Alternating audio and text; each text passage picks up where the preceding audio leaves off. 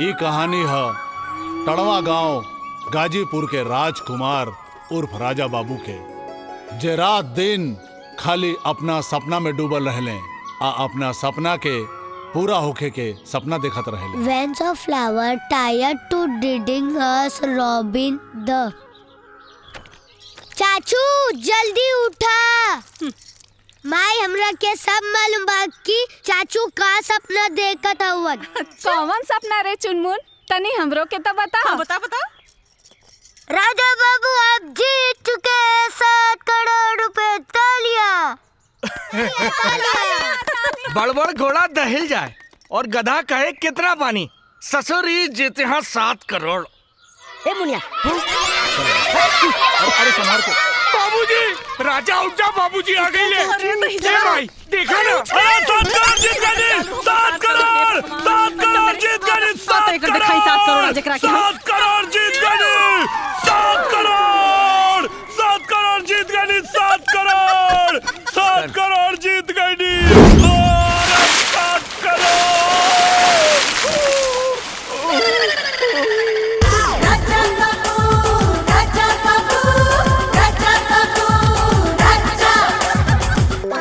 तो हर 7 करोड़ तो बाढ़ में भाग गए।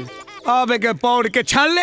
अरे ई नालायक ना सपने में छानी बीनी पैसा गिनी, असल में तो चवन्नियों ना मिली एकरा के। माई जहिया 7 करोड़ जीतब ना तो तू और भौजी रबड़ बटोर के रख ला।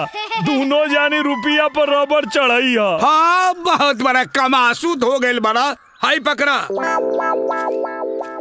ले 7,000 रुपया बा, जाके बैंक में डाल दिए। अरे बाबूजी हम अपन वर्तमान सोचता नहीं और रहुआ हमार भविष्य सोचता नहीं। मतलब?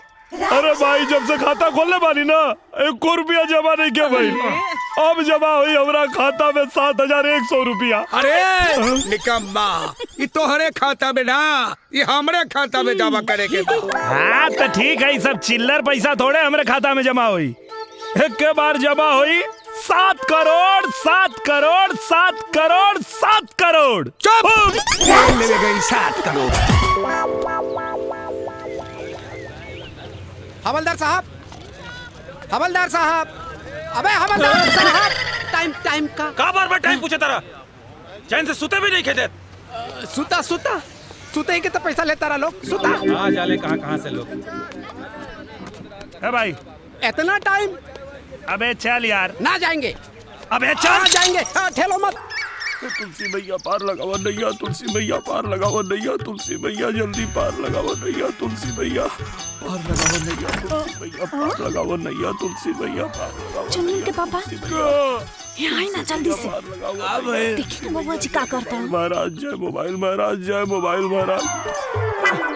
तुलसी मैया हम अपना बाबूजी के चक्रव्यूह में फंस गए बानी और अगर 1 महीना के भीतर उ करोड़पतिया देवी के फोन ना आइल तो हम अपन झूठ टरकावे वाला बात में खुदे फंस जाई और इस सुंदर सुशील लड़का के गोबर पोते वाली लड़की के साथ पूरा जीवन बितावे के पड़ी, जौन हम बिल्कुल नहीं चाहत।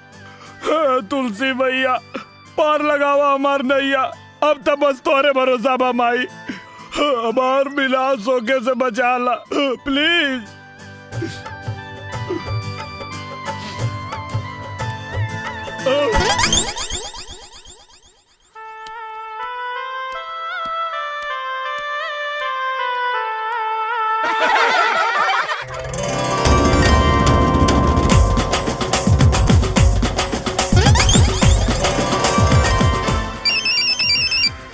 हाँ करोड़पतिया देवी।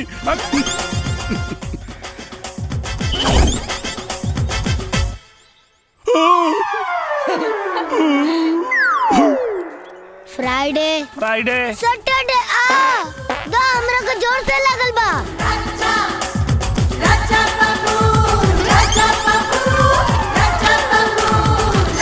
लाल रंग का दिखाई देने वाला ग्रह मंगल। बिल्कुल सही जवाब।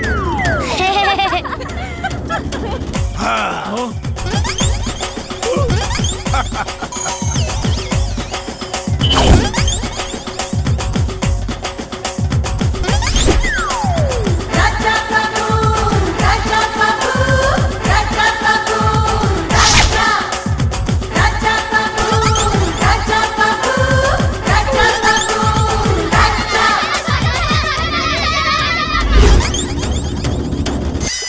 अरे बाजा ए देवता बाजा, ना तो हमार किस्मत फूट जाई। अरे अब ना बजबा तो कब बजबा? ओए चाचू, अभी फोन नहीं बाजी, अब तो सिर्फ सहनाई बाजी, सहनाई तोरे भी आके।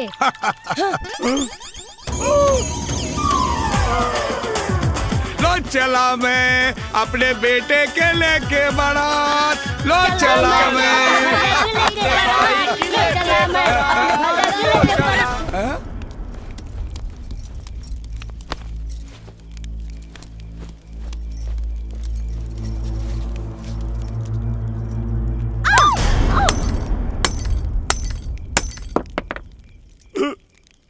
कौन लोग यहाँ भी यहाँ करेंगे बा?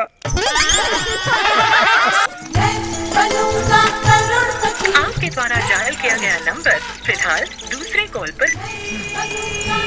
आपके द्वारा डायल किया गया नंबर फिलहाल। अबे गोधान, ई तोर बाल बनावे वाला कैंची ना, साइकिल है तनी लहे लहे पैडिल मार। लह लह का चलाई बाबा जी के ठुल्लू, आज बुधवार के दिन एक तो दुकान पर आज ग्राहक तक भीड़ लगल हुई, और जो बेचारा वहाँ अकेले हमारे इंतजार करत होई, और ये काम तो तू अकेले भी कर सकत रहला। अबे अकेल कैसे करती बे? साइकिल चला के अगर अकेल बैंक जाती तो मैं बनूंगा करोड़पति में फोन कैसे लगेती? पागल। ये काम तो तू फुर्सतों में कर सकत रहला। अबे 24 घंटा 1440 मिनट 46,400 सेकेंड में किस्मत कबो भी चमक सकेले। यही से खाद पियत हगत मुतत हमेशा हम मैं बनूंगा करोड़पति में फोन लगावत रहिले। ससुरा कबले बीजी बताई कबो तो लागी कबो ना लागी।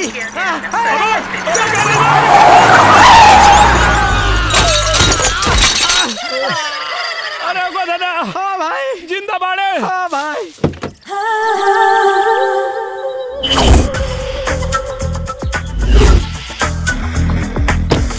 अरे गोदान, साइकिल टूट गई रे। हाँ भाई। अरे भाई रे भाई, अरे बाप रे बाप, लौके के लाम ना चश्मे चाहिए, हाँ? मार के तोड़ दे लू। हमने के तो टूटने करे जाओ, साइकिल भी टूट गई। चलो साइकिल बनाओ के पैसा निकाल। निकाला पैसा? हाँ। हम तो पैसा घरे भूल गई नी। अच्छा, धक्का मारे के नहीं को बुला, अब पैसा लिया के भूल गए। हाँ। तो उका कर जला करे चेक चेक। हाँ चलो चेक दो। हाँ चेक? निकाला। पैसा नहीं तो चेक कहाँ से हुई? अच्छा, पैसा नहीं के चेक नहीं के? गरीब लड़की भाई, थोड़ा ज्यादा यार। अबे मार भी एक लपन नवाब के नाती। हाँ। ए, हर जाना तो तोके भरे के बड़ी साइकिल बनावे के। हर जाना? हाँ। हर जाना देवे खातिर हमरे पास एगो चीज बा। हाँ तो जल्दी दा। दे दा। चुम्मा। चुम्मा? अरे पैसा का चीज है यार, हाथ के महिला आज काल ना रही। ठीक है ये दे दो, हम काम चला। हमरा साइकिल हमार टूटल, चुम्मा तू ले बे। अच्छा चलावत तो हम रहनी है, जान के खतरा तो हमारा रहना। यही से मैडम तू एकरा के ना चुम्मा हमरा के दा। सुनो, अरे रुको। तू दोनों झगड़ा मत करा, हमरे पास एगो और ऑफर बा, जैसे कि तू दोनों की चुम्मा मिल सकेला। दोनों के? अरे वाह, कैसे? बता। तू लोगन के पास मोबाइल तो है बेटा? हाँ ना। तो ठीक बा, एक के मोबाइल पे चुम्मा मिली और एक के डायरेक्ट। अच्छा, अब तू दोनों डिसाइड कर ला के मोबाइल पे चुम्मा चाहिए के डायरेक्ट। हाँ लिखवा दे, लिखवा दे। हाँ ता हम तय कर लेनी। हाँ। तू मोबाइल नंबर लिखा। हाँ लिखा।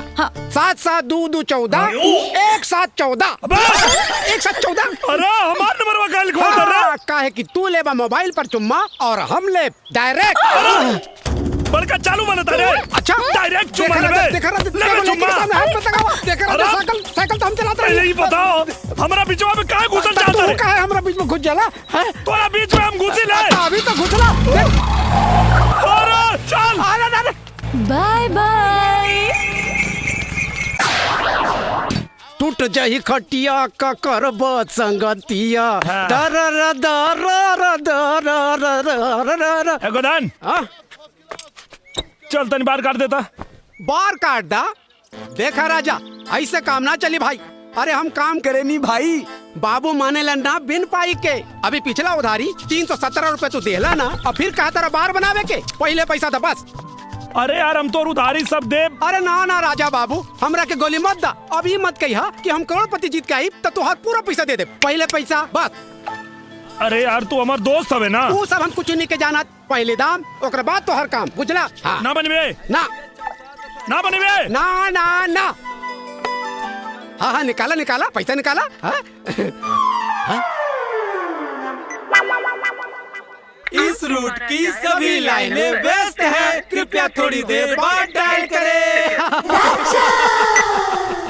ना बनी बे। ना ना ना। आपके द्वारा डायल किया गया नंबर फिलहाल दूसरी कॉल पर व्यस्त है। कृपया थोड़ी देर बाद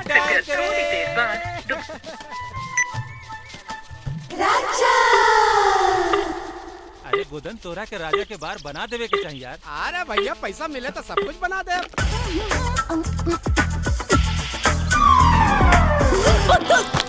का मैडम, वो दिन तो धोखा दे के भाग गइलू, लेकिन आज तो के हमरा के चुम्मा दे वही के पड़ी। तो हम कहाँ मना करे तानी, आबो ले लो चुम्मा।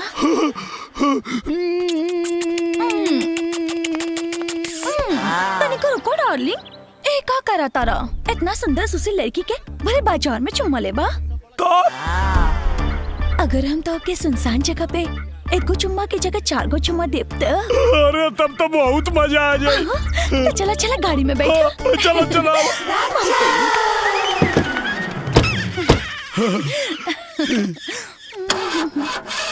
डार्लिंग गाड़ी तो स्टार्ट ही नहीं के हो।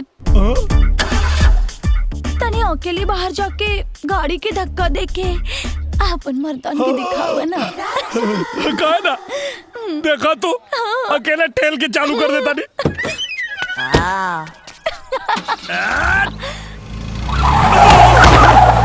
By bye darling, next time 4 गो चुम्मा ना 8 गो चुम्मा ले ली। का भगवान, सुनले बानी कि तू हर आदमी के मनोकामना जीवन में एक बार जरूर पूरा करेला। हमार करोड़पति बने के सपना तो पूरा कैला ना। कम से कम ऐसने वो चमचमा चीज हमारा झोली में डाल देता, जीवन सफल हो जाए प्रभु। Hello hello, who's there? Hello, may I know who's calling? Hello hello hello hello, hello. नमस्कार, मैं बनूंगा करोड़पति से मैं शीतल बोल रही हूँ। मैं बनूंगा करोड़पति। Hello, What's your good name? गुद्दम ना, हम गोदन बोलता नहीं देवी जी, राजा के दोस्त। फ्रेंड रवो 2 मिनट रुकी, हम अभी राजा के फोन देता नहीं। चलो चलो चलो। राजा राजा राजा, ये देखा करोड़पति में लाग गइल बा। हाँ, देखा, मजाक नहीं कर। अरे भगवान की कसम भाई, सचो में। हेलो, नमस्कार, मैं बनूंगा करोड़पति से मैं शीतल बोल रही हूँ। हाँ देवी, बोली। मैं आपसे एक सवाल करूंगी जिसका उत्तर देने के लिए आपको सिर्फ 30 सेकंड्स दिए जाएंगे। क्या आप उत्तर देने के लिए तैयार हैं? अरे आप एकदम तैयार हैं, पूछी। ठीक है। अरे यार फोन लगे करोड़पति में। अरे जल्दी पूछी। आपका सवाल है, ऐसी कौन सी मछली है जिसका वजन 10 हाथियों के बराबर होता है? आपके ऑप्शंस हैं A shark, B whale, C rohu, D star. And your time starts नाउ।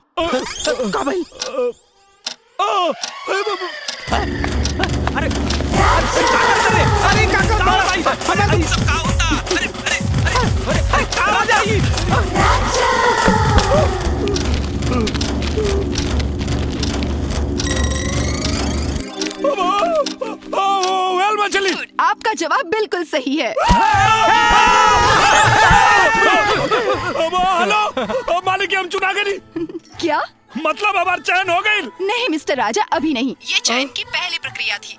दूसरी प्रक्रिया में सही जवाब देने वाले लाखों प्रतियोगियों में से 10 भाग्यशाली प्रतियोगियों का चयन होगा। अच्छा। अगर आपका नाम उन 10 भाग्यशाली प्रतियोगियों में शामिल होगा तो आपको बहुत जल्द सूचित कर दिया जाएगा। अच्छा। अब आप अपना मोबाइल नंबर और पूरा पता लिखवाइए। हाँ लिखी। राजकुमार उर्फ राजा बाबू, ग्राम टड़वा, पोस्ट बसेवा, जिला गाजीपुर। अब पिन नंबर 275205।